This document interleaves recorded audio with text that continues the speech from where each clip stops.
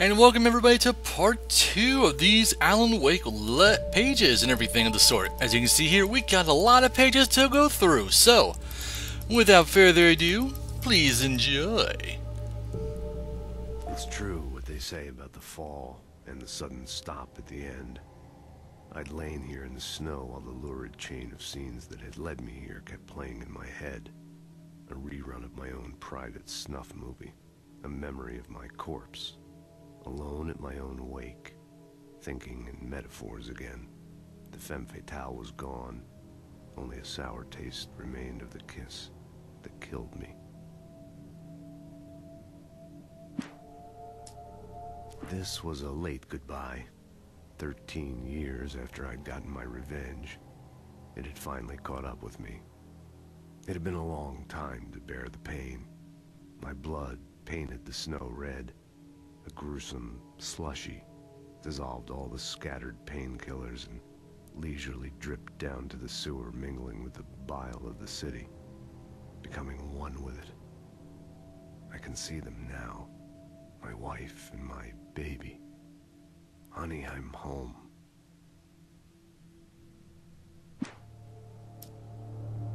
In spite of its human mask, to describe the dark presence as intelligent would have implied human qualities on something decidedly inhuman. Nonetheless, it found the one spot in the diner that was dark enough. Some light spilled into the corridor, ravaging it. But it took the pain. Horrible as it was, the writer would soon fix that. He would be coming to the one place where it still had power. The kidnapper fired his gun one last time, and the shadow vanished into the darkness it had come from. See? Nothing to it, Wake. The thought of Alice in his hands was revolting. We stood on the wooden platform of Lover's Peak, the waterfall on the mountain behind us, the lights of the radio mast blinking red in the heights above. I fought with the urge to take a swing, force myself to speak. Let's cut the act now. Where's my wife? Alice looked through the viewfinder, lining up the shot. Cauldron Lake was breathtaking. Something caught her eye. A figure standing in the shadows behind the cabin, like a thin woman in a black dress. She lowered the camera and looked again. No one there. Just a collection of bushes that looked vaguely human-shaped. She shook her head and laughed. Barry had never gotten along with Alice, but he knew Alan loved her with an almost frightening intensity. And now something had happened to Alice. And here was Al armed with a gun and saying things people got put in padded cells for. It was as if his friend had experienced a massive psychotic episode and was now totally disconnected from reality. It scared the shit out of Barry.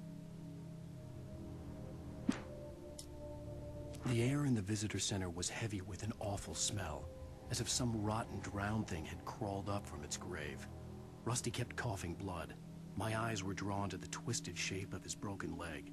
The attack had been vicious. Max whined in his cage. Rusty's eyes were wild with fear and terror. He gasped.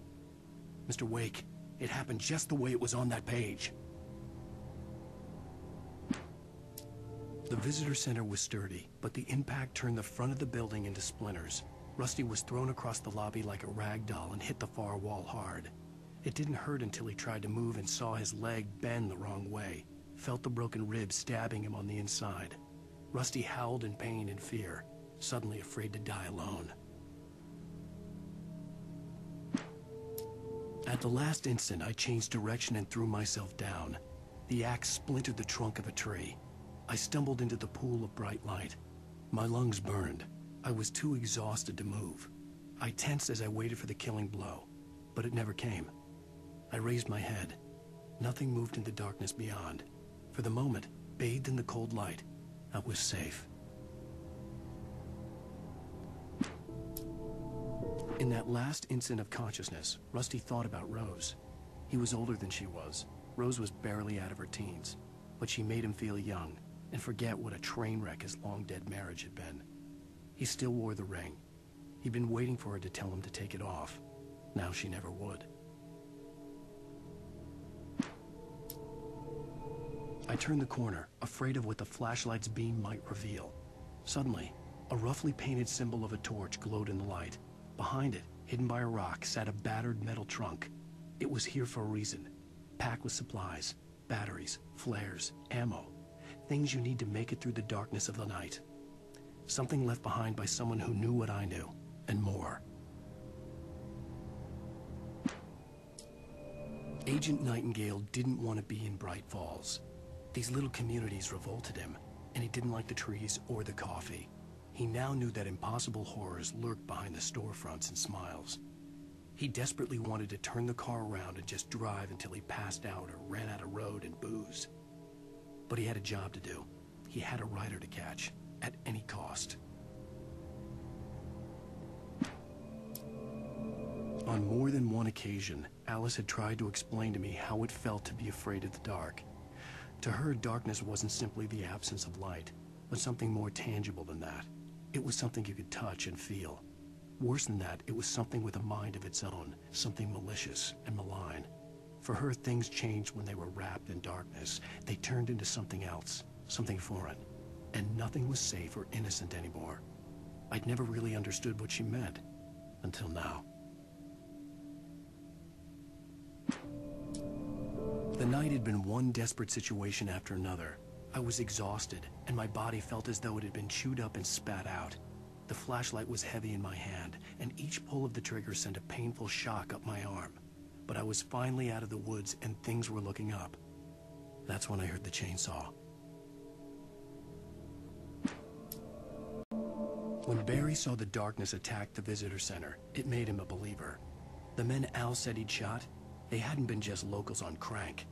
Somehow the world had changed, like the channel had been switched without warning. You think you're watching a sitcom, and you're really watching a horror show. When the birds started attacking the cabin, Barry wasn't surprised, just terrified. The FBI agent's command froze me in place. I considered surrender. It was all falling apart anyway. I could give in, let someone else deal with it, but it felt all wrong. Call it instinct, his posture, the way he held the gun. He was no friend. Shots ringing in my ears, I leaped for the hole in the fence and stumbled into the darkness beyond. The dark presence had touched the girl to lure the rider into a trap. Now it was night, and he lay helpless, drugged, lit only by the flickering of the TV screen filled with static. Shadows coalesced in the room as the dark presence leaned close to the rider, ready to touch him again. Back to work, boy. Rose knew that Rusty was in love with her, and she liked him too. She liked him a lot. He taught her to dance, and life had certainly taught her the value of a man who was gentle. He treated her well, made her smile, made her feel good. But Rusty wasn't the prince of her dreams, and that tended to underline the unbearable truth. She was no closer to that Hollywood magic than he was. Nobody in Bright Falls seemed to know where Al was, but Rose, the waitress at the diner, had seen him.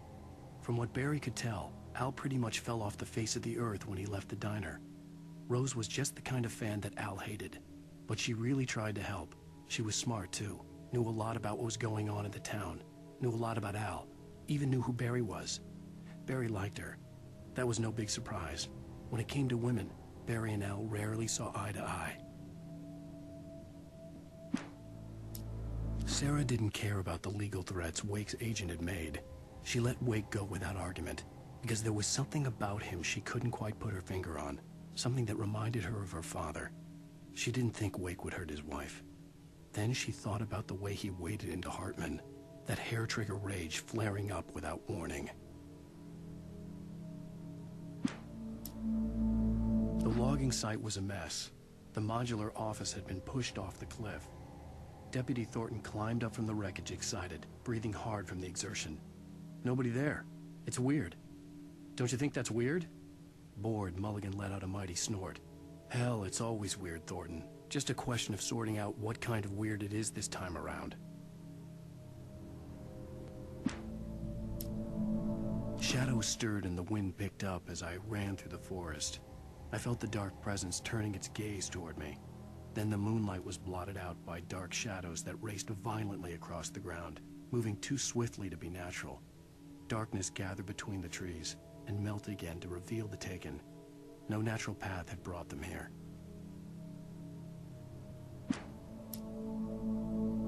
There was no misunderstanding. Cauldron Lake was where Alice and I had stayed. But there was no cabin, and no island. I was missing a week. What had happened to me? What had happened to Alice? I had to get her back. I couldn't face life without her. And a lot of interesting little tidbits here for you to help piece the story and maybe help you out with understanding. We'll catch you on episode 3 after we get all the whole story there. We'll read all the pages to you there. Until then, stay frosty.